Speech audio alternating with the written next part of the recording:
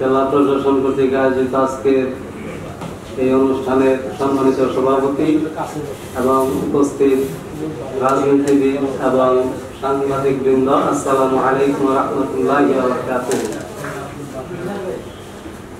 আমরা দেখেছি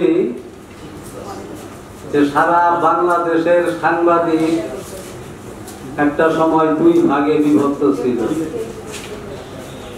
এক পক্ষ ছিল সরকারি পক্ষ, আর এক পক্ষ ছিল বিরোধী পক্ষ।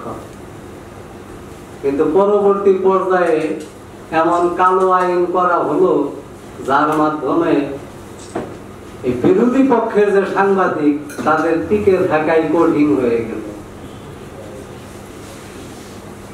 তো এমন অবস্থায় যারা সাহস করে সরকারের বিরুদ্ধে কিছু বলেছিল তাদেরকে হত্যা, গুম সহ নানা ধরনের সাজা দেওয়া হয়েছিল।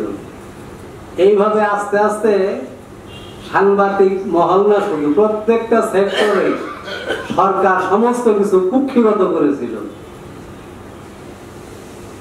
সরকারের বিরুদ্ধে কেউ কোনো কিছু কথা বলতে পারবে না, বললেই সমস্যা। এমনকি ফেসবুকে বললেও আমরা দেখছি শহীদ আফরারের পরিণতি। এভাবে দেশের পক্ষে কোনো কিছুই সাংবাদিক সহ কেউ কোনো কিছু বলতে পারে না। তো এইভাবে আমাদের যারা যেমন করে সাংবাদিক বৃন্দ রয়েছেন তারাও কাজ করেছেন, কিন্তু কাজ করলেও ওই যে আমার ভাগ্নে মাকাম বলছে যে পত্রিকার যে অফিস সেখান থেকে যদি পত্রিকার নিউজই না ছাপা হয় এখান থেকে পাঠাই কি হবে। কিছু দেশপ্রেমিক সাংবাদিক থাকলেও তাতেও তেমন কোনো লাভ হয় নাই, তারাও চেষ্টা করছে।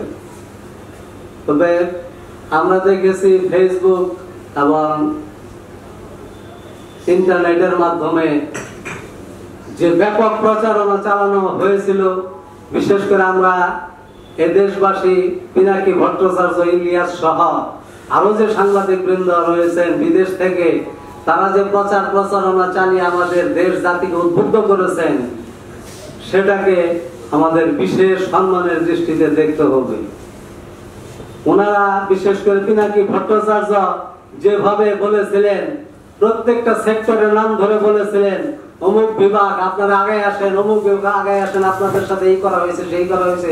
আমরা বাস্তবে দেখছি যে দেশের সাংবাদিক, শিল্পী, কলা কুশলী সহ অভিনেতা সহ সর্বস্তরের মানুষ, রাজনীতিবিদ সহ সর্বস্তরের মানুষ, শিশু, মহিলা সবাই নেমে এসেছিল। তো আমি আর বেশি কিছু বলতে চাই না। এখানে আমাদের ভাইরা বলেছেন যে সাংবাদিক বা সংবাদপত্র এটা হচ্ছে সমাজের দর্পণ, আয়না। 17 বছর আয়না আমাদের কোনো তেমন কাজে আসে নাই। এখন আয়না স্বচ্ছ হয়েছে, আপনারা সঠিকভাবে সংবাদ পরিবেশন করেন স্বাধীনভাবে। এমন করেন না যে গত রমজান মাসে আমরা দেখছি ধর্ষণের হিড়িক আশেক মোহাম্মদ কলেজে আমরা সেদিন বিক্ষোভ করেছিলাম, আখিয়া ছিল, আমরা ছাত্র জনতা বিক্ষোভ করেছিলাম। রমজান মাসে মানুষ রাখে রোজা, ধর্ষণের এমন প্রচারণা শুরু হইলো এই সাংবাদিকদের মাধ্যমে যে মনে হয় যে মানে এটা ধর্ষণেরই দেশ। সাংবাদিকেরা তিলকে তাল করতে পারে, জিরুকে হিরু করতে পারে।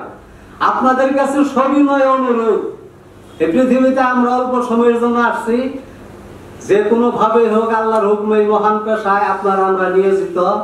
আমিও পল্লীগণ্ড পত্রিকার নির্বাহী সম্পাদক। আপনাদের সবার কাছে করজোড়ে অনুরোধ করব, যতদিন বেঁচে থাকবেন দেশকে ভালোবেসে এর উপরে আপনারা নিউজ করেন, দেশকে ভালোবাসেন। দেশের প্রতি যদি ভালোবাসা না থাকে, দেশের বিরুদ্ধে যদি আপনার আমার কলম চলে যায়, তাহলে এই সাংবাদিকতার অর্থ কি? আমরা বিদেশি দালাল সাংবাদিক হতে চাই না, আমরা দেশপ্রেমিক সাংবাদিক হতে চাই। আল্লাহ আমাদের যথাযথভাবে দায়িত্ব পালন করার তৌফিক দান করুন। আমাদের দেশ আগামীতে সম্মিলিতভাবে সকল রাজনৈতিক দল, সকল সাংবাদিক আমরা ঐক্যবদ্ধভাবে যদি ভূমিকা রাখতে পারি, তাহলে আমাদের এই দেশ স্বাধীন থাকবে। নচেত ওই বিশাল ভারত, ওই কুচক্রী মহল আওয়ামী লীগের শেখ হাসিনা এখনো ভারতে বসে যে ফন্দে ফিকির এবং মনে মনে ভাবতেছে যে আমি এখন এই দেশের বৈধ প্রধানমন্ত্রী। এই সকল চক্রান্ত নস্যাৎ করা যাবে না। আমাদের ভিতরে অনৈক্য সৃষ্টি করে ওই অনৈক্যের মধ্যে ওরা আবার ঢুকে পড়তে পারে। তো আল্লাহ আমাদের সবাইকে ঐক্যবদ্ধ ভাবে দেশকে ভালোবেসে যার যার দায়িত্ব পালন করার তৌফিক দান করুন। সবার আগে দেশ, জিয়াউর রহমান বলছে যে ব্যক্তির চেয়ে দল বড়, দলের চেয়ে দেশ বড়। এখন দেশের যে রাজনৈতিক অবস্থা দেখে মনে হয় যে ব্যক্তি বড় আগে, পরে দল, তারপরে 3 নম্বরের দেশ। আসুন আমরা এই দেশকে ভালোবাসি। আল্লাহ আমাদেরকে তৌফিক দান করুন। ওয়া মা তৌফিক ইল্লা বিল্লাহ। সবাইকে সালাম জানাই। আসসালামু আলাইকুম ওয়া রাহমাতুল্লাহ। ইনকিলাব জিন্দাবাদ, মুজিববাদ।